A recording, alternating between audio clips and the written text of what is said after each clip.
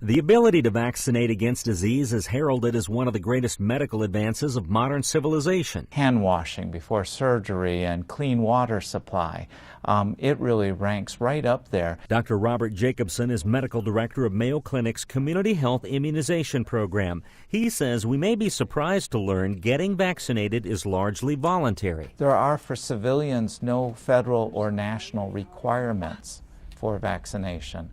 When you hear about mandates or requirements, you're actually referring to school, daycare, and college rules. In the U.S., a group of scientists and physicians called the Advisory Committee on Immunization Practices recommends which vaccines will do us the most good, from infancy through old age. Now, what's on that list?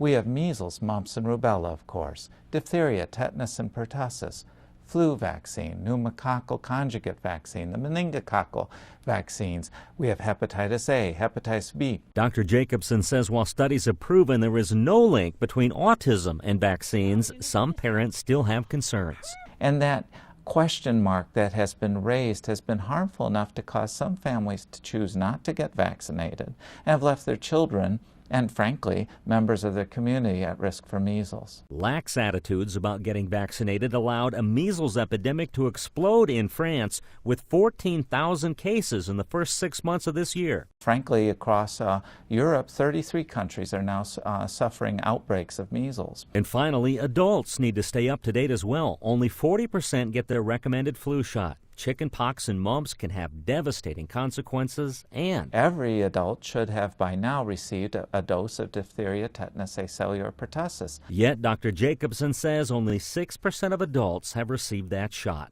For Medical Edge, I'm Douda.